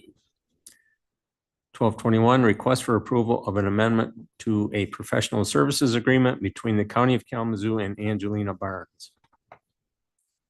1301, request for the review and approval of barrier removal employment success, Michigan Works. 1312, request for approval of retirement investment committee members. 1313, request for approval of appointment to Land Bank Authority. 1314, request for approval of appointments to Central County Transportation Authority. 1292, request for approval of appointment to the Diversity, Equity, and Inclusion Advisory Board. 1293, request for approval of appointments to the Brownfield Redevelopment Authority. 1319, request for approval of resolution to establish vacancy protocol for road commissioners of Kalamazoo County.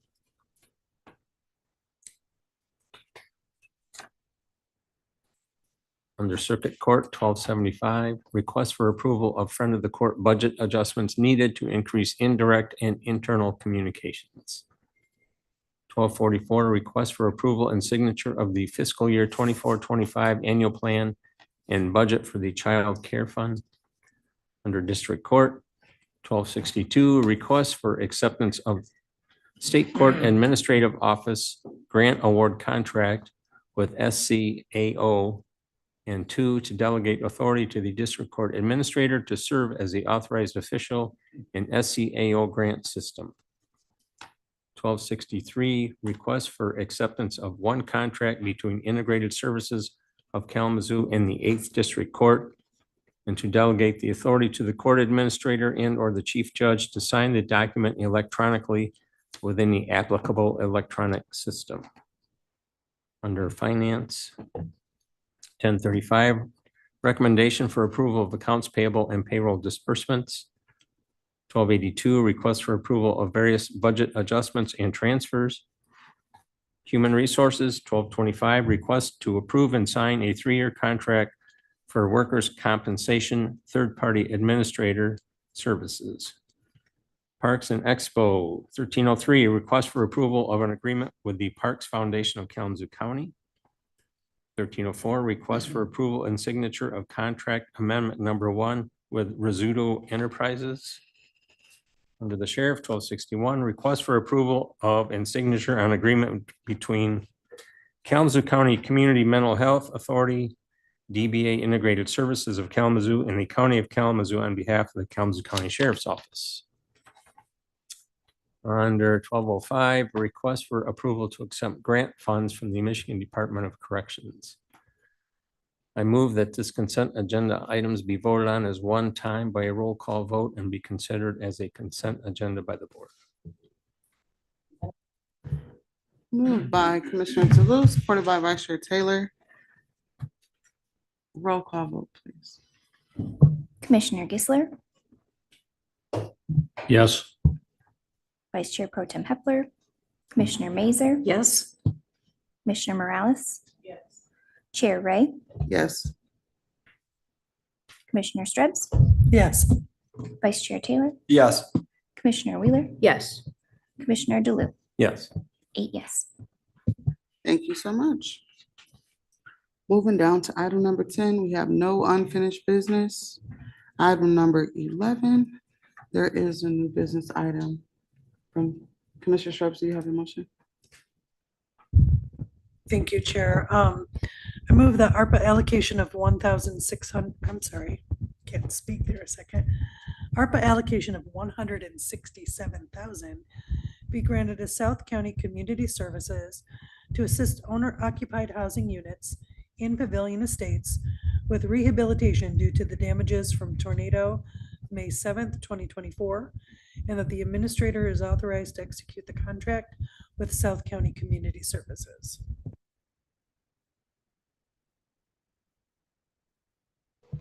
Moved by Commissioner Strebs, supported by Commissioner DeLu. Any discussion? Seeing none, all those in favor? Aye. Any opposed? All right, the motion carries. All right, we will now be entering public comment time. This is a time when anyone may address the board on any topic. If you would like to address the board, please come to the podium. Please state your name and limit your remarks to 3 minutes. Excuse me. Your time is displayed, and once your 3 minutes are up, your time to speak is finished. This is a time to provide input in a professional, respectful manner. Are there any members of the public who wish to make public comment? Hi, Jane. Good evening. I'm Jane Ghosh with Discover Kalamazoo. Thank you very much for the approval of the extension of our management agreement. We commit to continuing to do the very best under our ability to promote tourism in Kalamazoo County. On that note, in 2 weeks from today, at your committee of the whole meeting, I'll be coming to do an annual update on our 2024 results and 2025 strategy. So if you have any specific topics you'd like me to address, please let me know, and I'll be sure to include those in the presentation. And also to let you know that on December 11th at 4:30 at Bell's will be our annual meeting, and we hope very much to see you all there. Thank you very much. Thank you. Excuse me. Are there any others who wish to make public comment at this time? All right, seeing no one, we will look to the folks online. I do not see any hands raised. So we will move down to item number 13, reports of officers, bodies, administrative controllers. All right, I guess I'm up first. I don't have much of a report. Just want to say welcome back to Kevin. It seemed like you were gone for so long. But Lindy and Terrell did a wonderful job in your absence. So thank you to them as well. Also just want to say thank you to the staff in the clerk's office, the board of canvassers, all the volunteers who worked on election day and tirelessly to certify our elections. And that's all. Thank you. Vice Chair. Yeah, thank you. First, I wanted to just say how thank you. I said it last time of everybody that's coming back, but I've been thinking a lot and how excited I am about next year, how the next 4 years are going to go for Kalamazoo County. We've got a lot of big projects that are coming up, from the county administration building to lots of different topics that we're going to be diving into.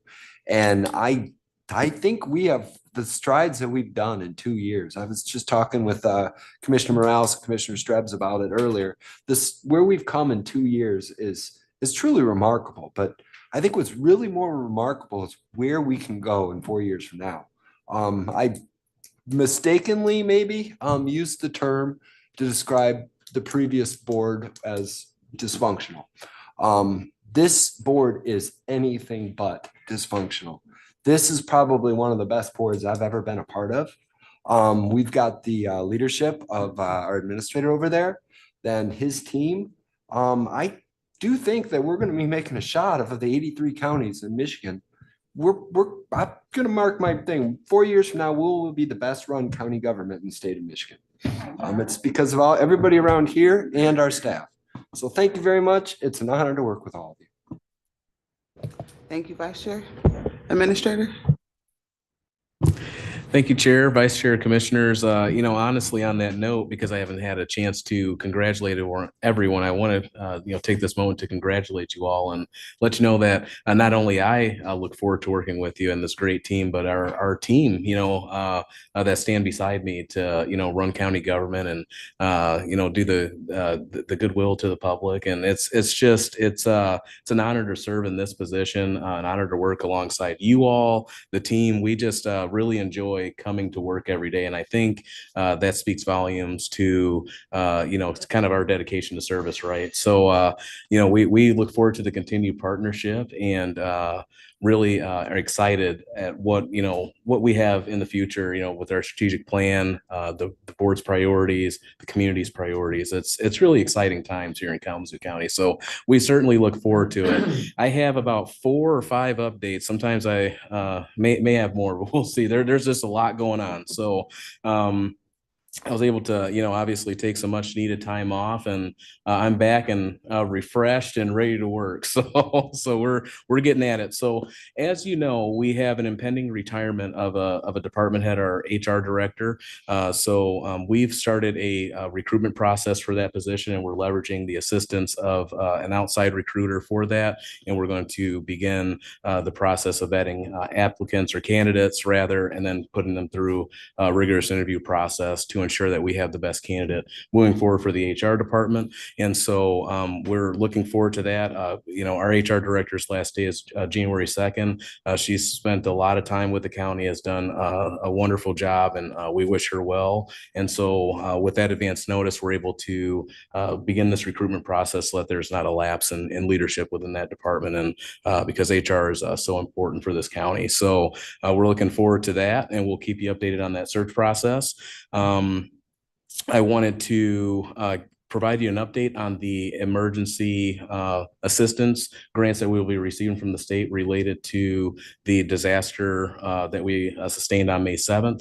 So as you are aware, the state has allocated $3 million in the state budget for the 24-25 budget to support disaster relief efforts that we sustained on May 7th.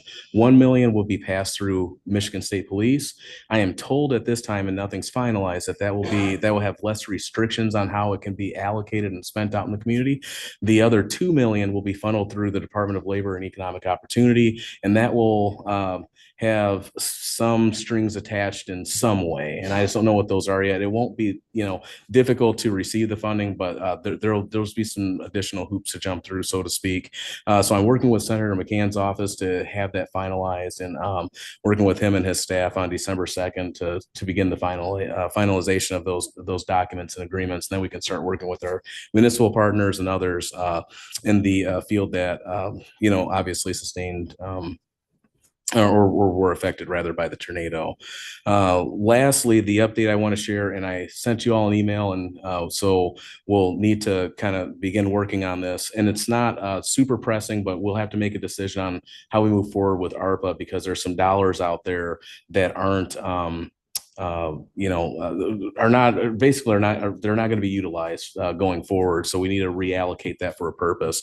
So originally in 2022, when the board approved internal ARPA awards at a certain point in 2022, as you know, it's an interim final rule from the feds. At a certain point, that motion that was approved was enough to say, okay, now this funding for all internal projects are obligated. Well, the Treasury eventually changed that definition and the guidance on that and said, making a motion to obligate or appropriate funding for a certain internal project really isn't enough. You must have some sort of an interagency agreement or a memo tying those dollars up, essentially encumbering the funds. So we've worked with our outside legal counsel who worked on the actual ARPA agreement originally, and they've come up with a template of, interagency memo that we can use to obligate those fundings appropriately to comply with the interim final rule. However, there's funding in there. If you recall, at one point when we implemented the wage study, we set aside actually $1 million at the time to ensure that we could implement that wage study at 100% of market, if you recall. And eventually, we came to a conclusion that we just really didn't need that funding. And so there's a balance of funding out there. It's not $1 million, but it's $779,000 that we need to reappropriate for this purpose. We also have a balance of funding as well from undue medical debt, which was formerly RIP medical debt, that we need to reallocate as well. And that's to the tune of about $366,000 because they're informing us that they only need $100,000 to eliminate medical debt for the entire county. And so now that they only need $1 million, so we need to kind of do some work on that. We only have until December 19th. I made a recommendation on how the funding could be spent, but at the end of the day, however we want to allocate it is really the desire of the board. But there's some projects out there that we could allocate to our transitional housing opportunity. We've talked about community grants, community grants fund. There's other priorities out there that we could appropriate that money to. So we have some ideas. Not a huge rush. We already have the template agreement. It's just a matter of actually defining how we want to spend it. So just, review that email and then kind of bring some ideas back on December 2nd so that we can kind of have a discussion on how we want to encumber those funds. And then also be on the lookout for on the next agenda and or the December 19th agenda, we'll have those agreements that require them. So for example, some of the internal projects won't require an agreement because we already have contracts that we are, I'd say, that are already encumbering those funds. So for example, we allocated a little bit over $100,000 to the county website. Well, we have a contract with Civic Plus, so that doesn't need an interagency agreement because the funds we're already under contract with the company. But there are some projects, for example, our buildings and grounds has $1 million+ that they have, on their schedule to do deferred maintenance projects, but they might not be under a contract. So we'll need to have an interagency agreement between the county board and our department for buildings and grounds that stipulates that this funding is to be used for these projects. And buildings and grounds has the list of projects they'd use it for. So nonetheless, we're not concerned that any of the funding on that spreadsheet that I sent will not be sent. And it's the same spreadsheet that's actually uploaded to our public website with ARPA that showcases that. So just wanted to explain that, and we'll have that information back on the 19th, but we can start discussing at least on the 2nd how we want to spend down that remaining balance of funding that we have for ARPA that's not tied up. So that's all I have this evening. Happy to take any questions. Thank you, Administrator. Vice Chair.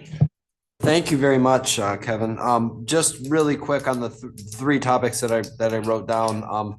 The HR director, and that's completely understand the administration's call, but when we interviewed for corporate counsel, there was a woman who did an excellent job, and I thought that she had HR director written all over, maybe not corporate counsel, but she did have the background of HR. And I thought, if she still wants to come to Kalamazoo, I think she'd be great.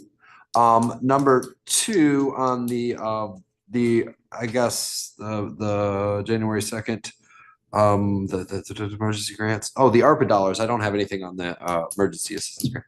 But the ARPA dollars, one of the projects, and I know you're gonna come back with recommendations, but I really think that our childcare costs for our employees, I think that is a great recruitment tool. I think it's a great tool to keep employee morale and recruit different employees. So I would like to see that expanded if at all possible. That's my priority.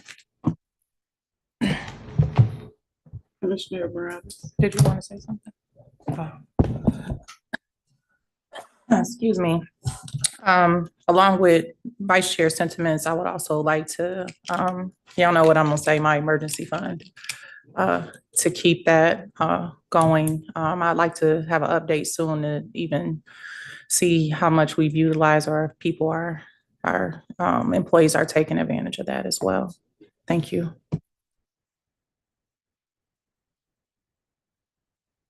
Commissioner Sherms. Thank you. I'm just going to elevate here another previously discussed priority, and we've already allocated funds toward this, but they remain insufficient. So we had a lot of discussion through the prior term about data transparency, criminal justice transparency, and some of the collaboration to create across our law enforcement community and then broader with other systems in collaboration with Upjohn. So the sheriff's department still does not have sufficient funding allocated to build the technology that they need. We've made some allocations for that. It's really not moving forward. So I want to make sure that one, what we've allocated to that end is put to good use, but I don't want to buy a system that is not going to do the work that we need it to do. So I need some assurance about that. And we really need to have some discussion about how we then, I mean, if we're going to commit and get that done, we need the funding to do it. So we have some available here. We need to look otherwise because we have money sitting that is going to go unutilized because of it. So thank you. Thank you. All right, Commissioner Wheeler. Thank you, Kevin. Thanks, Chair. I don't have anything tonight, so thanks for a great meeting.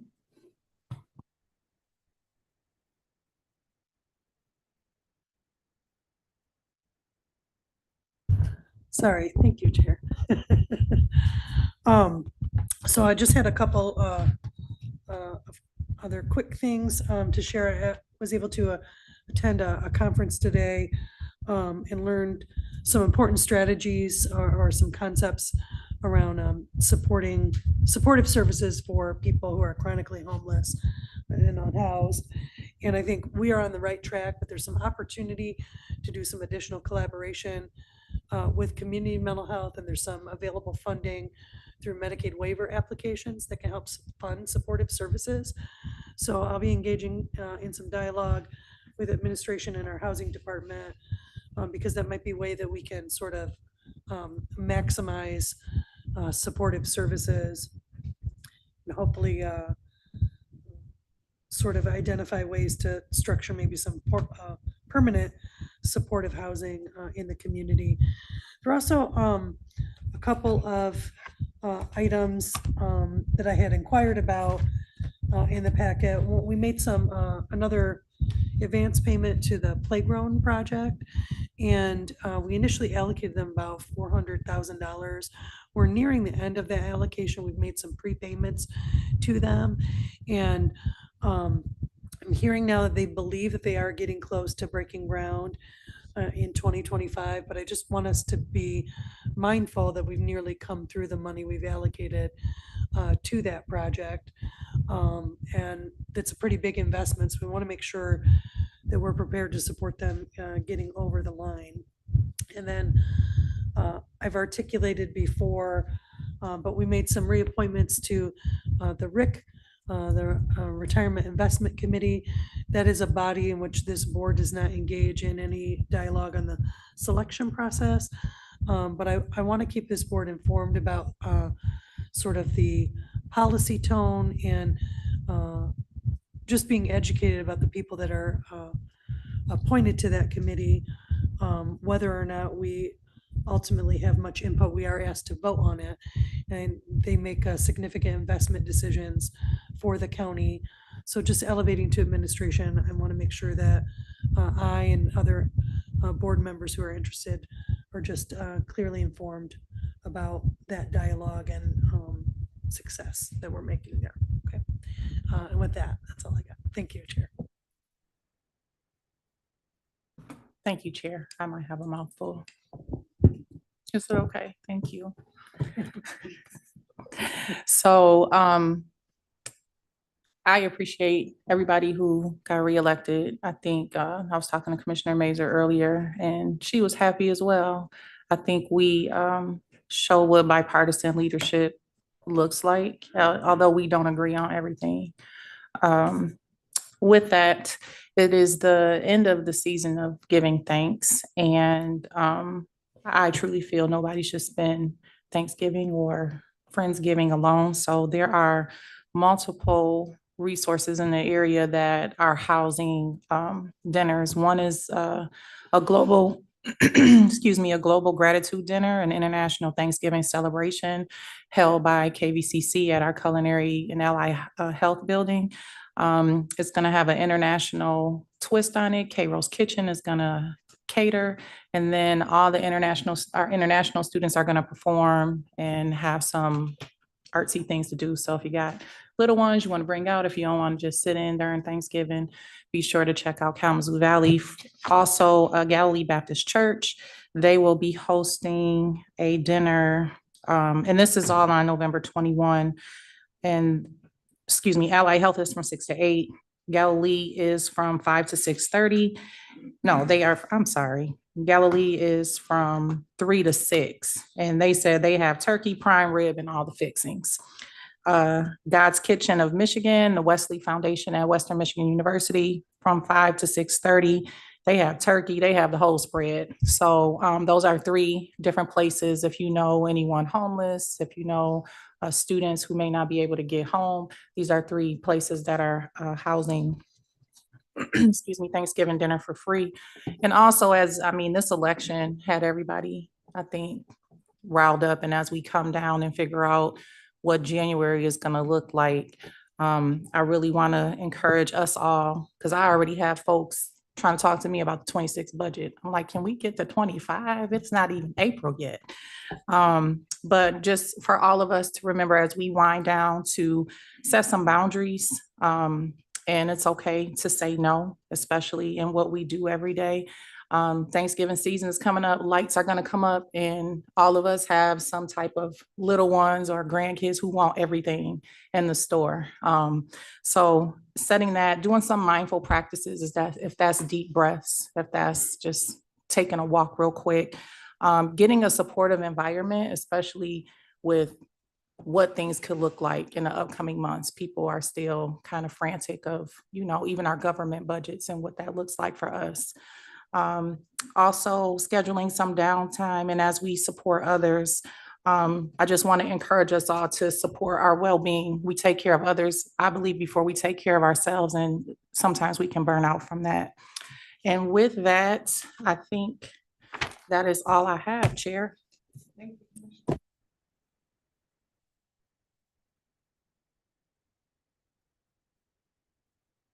I would like to congratulate all of you tonight on your reelection. I was very pleased because I think that this board has worked very well together for the past 2 years, and very respectful. We don't, like you said, we don't always agree, but I do feel like we respect each other.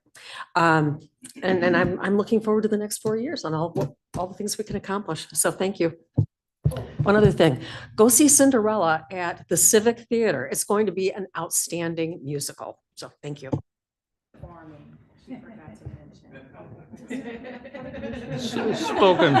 Spoken like an oboe player.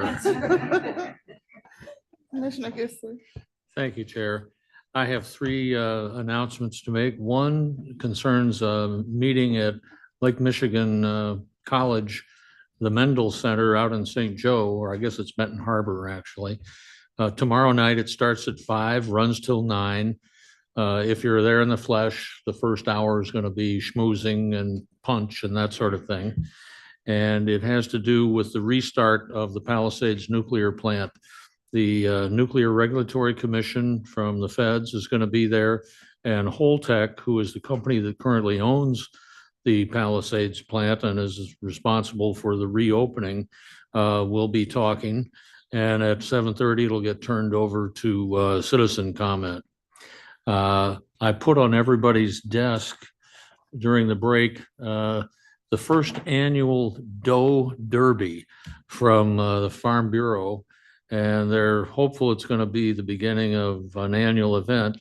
It's going to be between noon and 4 o'clock on December 14th.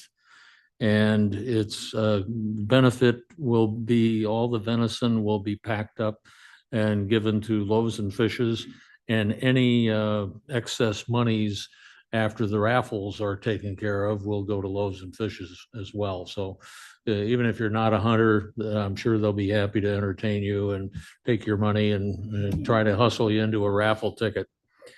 The last thing I have is December 9th is my next Kalamazoo Citizens for Responsible Government meeting at Michelle's at 8:30 in Portage. And our speaker is going to be Tim Raymond, who is the head honcho behind the event center. And I haven't heard anything about the event center in months, and they don't have a shovel in the ground yet, but I think they're maybe getting close, and Tim will enlighten us all, and everybody's welcome. I've said it before, we have no dues, we have no membership cards, but we're working on a secret handshake. Thank you. Thank you, Commissioner. Commissioner Do Doolin? you have a password? You have a secret password? No, I would just like everybody to, when they have an opportunity, thank a veteran, first responder, police, fire, EMS, and thank this board and administration for making Kalamazoo a great place to live, work, and play. Thank you. Thank you so much for saying that in his absence. All right, you want to say bye to Bo? Go Broncos. All right, if there's nothing further, we're adjourned.